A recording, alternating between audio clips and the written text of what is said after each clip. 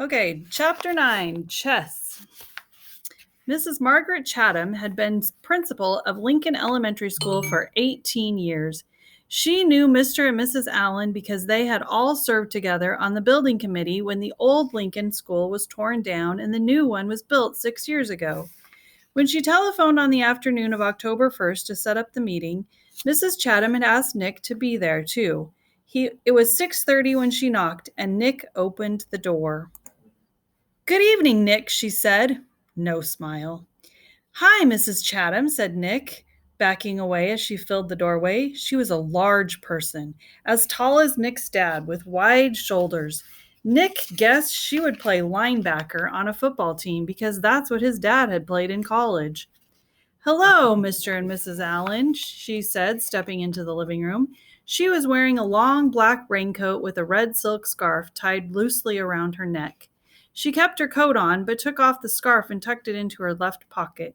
She shook hands stiffly with both of Nick's parents before sitting down on the chair to the left of the couch. Nick's mom and dad sat on the couch, and Nick sat on the rocking chair that faced Mrs. Chatham across the low coffee table. Here's the picture.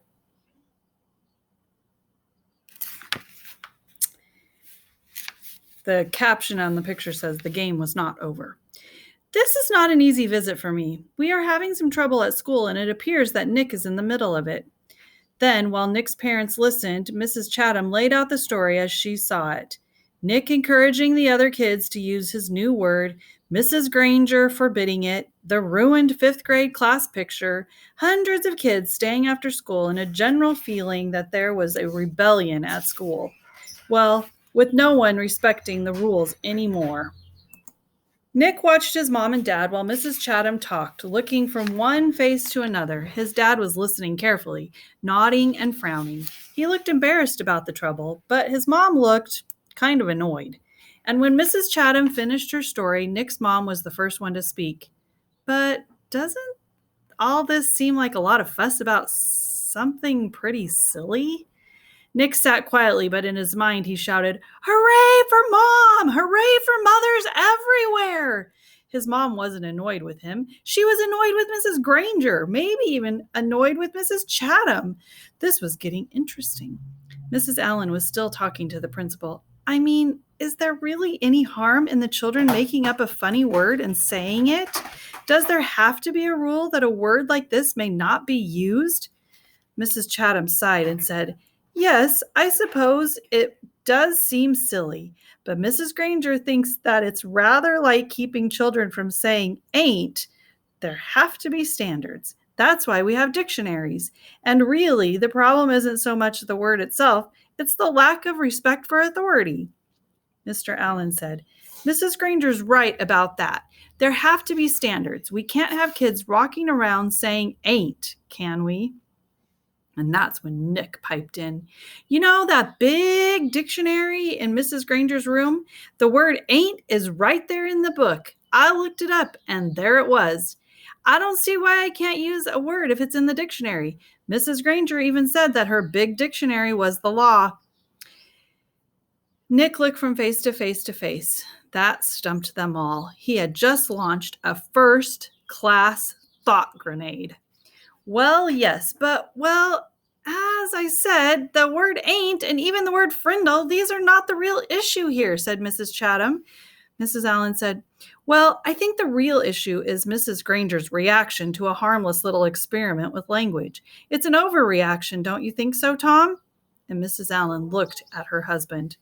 It was Mr. Allen's turn to look from face to face to face. He was lost. "Yes, well, sure, I guess so. I mean, it's not like anybody's been hurt.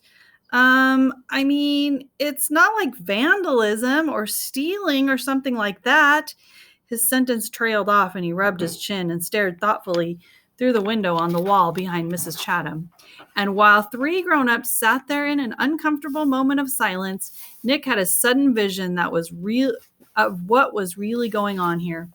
It was a chess game. Nick against Mrs. Granger, and Mrs. Granger had just tried to end the game by using her queen. Mrs. Chatham in her black raincoat, the Black Queen. Nick didn't know it until the attack was underway, but he had a powerful defender of his own. Good old Mom, the White Queen. And the game was not over. It would go on until there was a winner and a loser. Mrs. Chatham didn't stay much longer. There was a little more talk back and forth across the chessboard about how children have a right to explore new ideas, about the importance of respecting teachers and the work they do, about everybody needing to keep up standards and make school a safe place to learn. Then Mr. Allen offered Mrs. Chatham some coffee and banana bread, but she said, "No, thanks. I really must be going now." She thanked Nick's parents, and they thanked her. Nick opened the door and said, "Good night, Mrs. Chatham." Then the Black Queen put on her red scarf and walked off into the October twilight. "Nick, I think we'd better talk a little more about this," said his mom, sitting back down on the couch. "If I find out that you have been disrespectful to Mrs. Granger or any other teacher at school, then you really will be in big trouble." "I haven't been disrespectful. Honest, I did get everybody started using my word. But like you said, it's not hurting anybody. And I'm sorry if me and Dave and Pete got everybody to ask Mrs. Granger to borrow a Frindle. That was mean, I guess. But she started it by making kids stay after school and write 100 sentences just for saying my word once. All the kids like to use my word. It's just fun. That's all." "Well," said Nick's dad, "if it gets everyone upset and makes the principal come talk to your mother and me, then it must not be fun for everybody, is it? And I think you should just tell all your friends to knock it off right now. I mean, tomorrow." Nick shook his head. "I can't, Dad. It won't work. It's a real word now. It used to be just mine, but not anymore. If I knew how to stop it, I think I probably would. But I can't." And Nick looked at both of their faces to see if that idea was sinking in. It was. "Like I said, I won't be disrespectful, but I do like my word, and I guess now we're just going to have to see what happens." And the chess man, Nick's king and queen, had to agree. The game would go on.